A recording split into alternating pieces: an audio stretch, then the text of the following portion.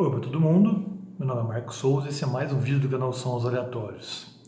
E hoje eu falo aqui sobre uma banda britânica, aí da virada da década de 60 para a década de 70, que não é uma banda muito lembrada hoje em dia, também não era, apesar de estar naquele universo de rock psicodélico progressivo, é uma banda que usava uma instrumentação bem mais estranha ou exótica, vamos dizer assim, no mundo do rock, que é a Third Ear Band.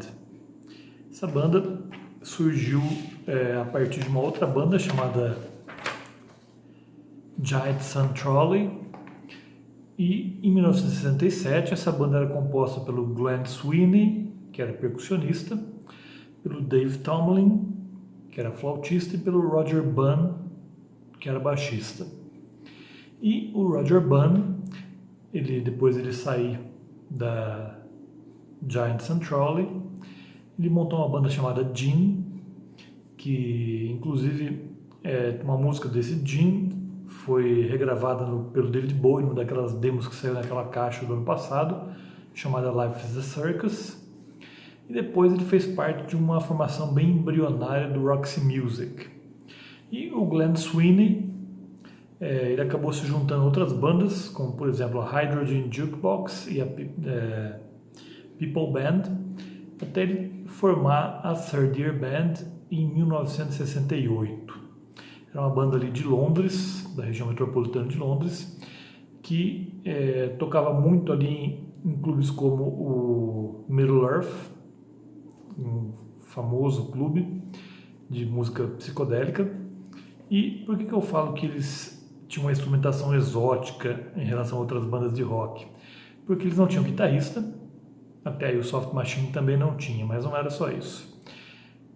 O principal som deles era, o instrumento musical deles mais proeminente era o oboé, que é um instrumento muito usado em música clássica, mas no rock pouco se viu.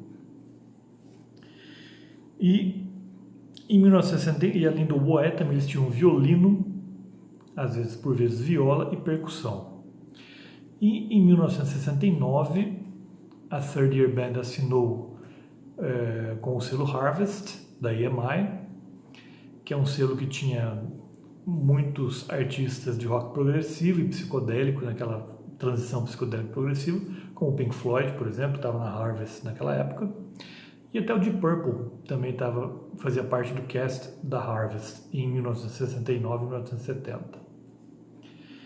E também, nesse mesmo ano, eles começam a ser empresariados pela Black Hill Enterprises, a empresa que começou a empresariar a carreira do Pink Floyd, mas depois que houve a cisão e Syd Barrett deixou de fazer parte do Pink Floyd, eles preferiram continuar com o Syd Barrett e abrir mão de uma verdadeira mina de ouro, que era o Pink Floyd.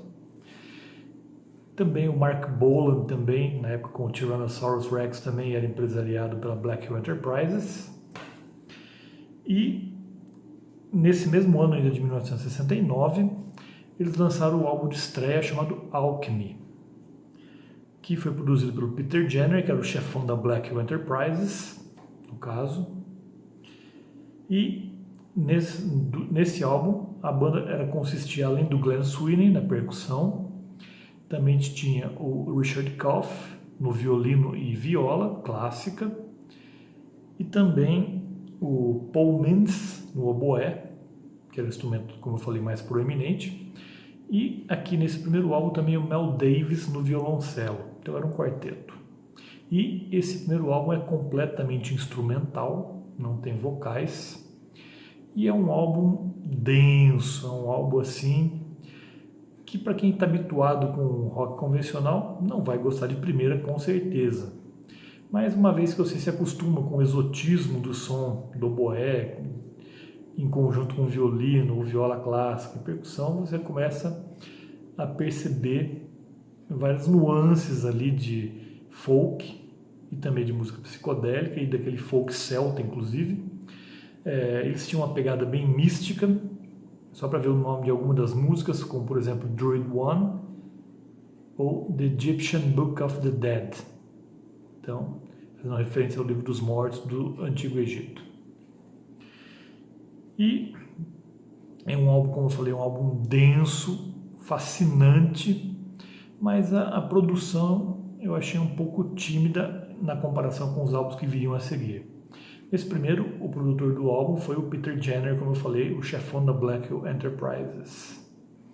E nesse mesmo ano de 1969, eles participaram do concerto em homenagem ao Brian Jones, lá no Hyde Park, patrocinado pelos Rolling Stones, onde eles tocaram, além dos Rolling Stones e da Third Year Band, também tocaram Donovan, Blind Faith, Family e também o King Crimson, que fez uma apresentação simplesmente arrebatadora. E mais para o final de 1969, eles também participaram do festival, do famoso festival na ilha de White, Isle of Wight Festival, onde eles tocaram no mesmo dia que o Bob Dylan e a The Band, só para constar. E em 1970, esqueci de mostrar aqui para vocês, né? Tem aqui, ó. Essa edição aqui é a edição 2 em 1, tem os dois primeiros álbuns. Aqui é a contracapa. Esse é o Alchemy. E vou mostrar um pouco para vocês aqui do encarte. Essa é a capa original do Alchemy.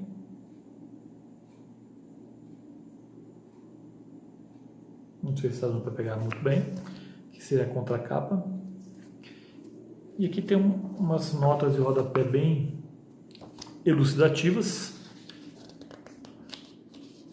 Aqui uma foto deles aqui na época do primeiro álbum, do Alchemy.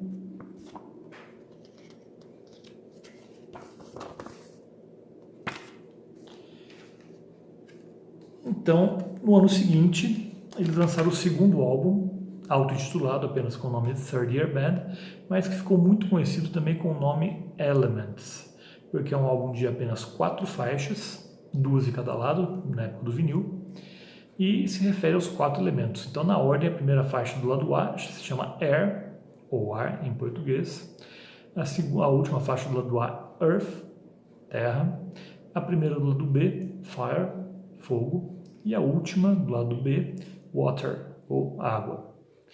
E aqui a gente vai ter ainda uma proeminência forte, também aqui está a capa do segundo álbum, seria essa aqui.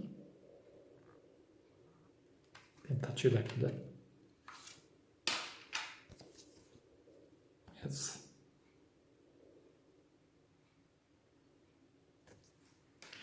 Então aqui nesse segundo álbum, você continua com um instrumental muito denso, muito rico também em sonoridades exóticas e místicas também, mas aqui eu considero a produção desse e do próximo muito melhor do que a do primeiro. Aqui a produção ficou a cargo do parceiro do Peter Jenner na Black Hill Enterprises, que era o Andrew King. E teve uma mudança de formação, saiu o Mel Davis no violoncelo e entrou a Ursula Smith. Mas essas 4 faixas ainda são também totalmente instrumentais. E nesse mesmo ano de 1970 saiu uma coletânea do selo Harvest, originalmente um álbum duplo, chamado Picnic, A Breath of Fresh Air. Vou deixar aqui a capa desse álbum, que tem aí inúmeros artistas do selo Harvest. A Third Year Band está presente aqui na faixa Water, a faixa que fecha o lado B do segundo disco deles. E essa coletânea veio uma certa polêmica, porque o Pink Floyd reprovou a inclusão de uma música deles. A primeira vez que apareceu a música Embryo do Pink Floyd num lançamento foi aqui nessa coletânea Picnic. Por que o Pink Floyd não gostou? Porque eles consideravam que essa versão era praticamente uma demo, eles gostariam de ter trabalhado mais em cima dessa versão, mas de qualquer forma essa coletânea foi lançada, mesmo com o Pink Floyd reprovando a inclusão da faixa Embryo deles.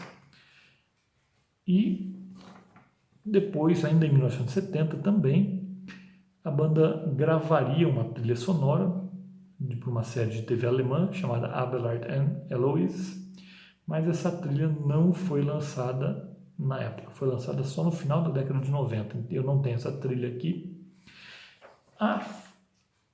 um lançamento diferente do meu aqui, desse álbum aqui. Tem esse Abelard and Eloise na íntegra. Só para ter uma ideia, esse lançamento é uma versão remasterizada expandida. Tem 24 faixas. E no álbum original, só 4. Então ele veio bem recheado de faixas inéditas ou raras, no caso. Eu tentei procurar essa versão remasterizada de 2018, mas até agora não consegui encontrar, então por enquanto tenho essa versão aí com os 2 álbuns em um pacote só, apesar de serem 2 CDs diferentes. E somente em 1972 fomos ouvir algo novo da Third Ear Band, quando eles gravaram a trilha sonora do filme Macbeth, dirigido pelo Roman Polanski. E nesse álbum também tivemos aí uma troca de line-up, de formação da banda também. Saiu o Richard Koff, que era violinista e violista, e também saiu a Ursula Smith, que era violoncelista, mas saíram 2, mas entraram 3. Então a Third Ear Band, nesse lançamento, era um quinteto. Além do Richard Sweeney na percussão e o Paul Mintz no oboé, também tivemos aí o Denon Bridges na violão e guitarra. Não existiam guitarra nos lançamentos anteriores, mas nesse aqui ele toca guitarra elétrica, sim. Antes, os outros lançamentos eram todos de músicas acústicas. Aqui a gente vai ter uma certa eletrificada. E também a gente tem o Simon House no violino e também no sintetizador. O Simon House tinha feito parte da banda High Tide e viria a fazer parte do Rockwind. E além deles também temos o famoso Paul Buckmaster, famoso por ter sido o arranjador do primeiro sucesso do David Bowie, que foi o single Space Oddity, lá em julho de 1969, que deu uma certa proeminência ao Paul Buckmaster, por ele ter sido o arranjador de sucesso, e ele viria a fazer parte dessa fase final da Third Ear Band. Então esse álbum Macbeth, apesar de contar com guitarras e sintetizador, eles apostam uma sonoridade muito mais medieval do que nos álbuns anteriores. Uma novidade aqui também é que, pela primeira vez, a Third Ear Band tinha uma música com vocais, mas o vocalista não era nenhum membro da banda. Na verdade, era um ator mirim, na época que ele fez a gravação devia ter uns 14 anos mais ou menos, que era o Keith Chegwin, que era razoavelmente famoso ali no Reino Unido e fez parte do filme. Ele desempenhou o papel do Flans, que é o filho do Banquo, que foi assassinado por ordem do Macbeth. Para quem se eu for falar da história do Macbeth aqui, vou ficar até amanhã, então o pessoal que conhece já sabe de quem que eu estou falando. Quem não conhece, por favor, dá uma pesquisada aí. Então, como eu falei, nesse terceiro álbum deles, Music from Macbeth, é um álbum que tem uma sonoridade bem mais medieval até, o que se justifica dada ao tema do filme. É uma peça que se passa na Escócia, no período medieval também. E também aqui tem uma atmosfera um pouco mais soturna do que nos discos anteriores. Eu sinto isso, porque Macbeth é uma peça soturna. É até acusada de ser uma peça que dá azar para os autores que trabalharam ou fizeram a montagem dessa peça, no caso. E depois disso, a banda se desfez e experimentou alguns revivals, alguns comebacks nas décadas de 80 e 90, mas eu acredito que a verdadeira essência da Third Ear Band está nesses 3 discos, no Alchemy, no Elements, ou Third Ear Band apenas, e no Music from Macbeth, que eu não mostrei aqui, esqueci, mas é esse aqui.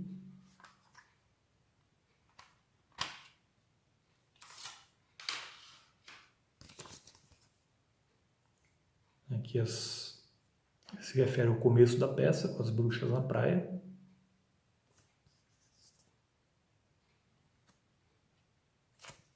E aqui tem toda a descrição das canções, que tem tudo a ver com o filme. Então, como eu falei para vocês, apesar da Third Ear Band ter voltado algumas vezes, sempre com o Glenn Sweeney no comando, mas eu acredito que a verdadeira essência da banda está captada apenas nesses 3 álbuns aqui. No Alchemy, de 69, no álbum Third Ear Band ou Elements, de 1970, e no Music from Macbeth, de 72.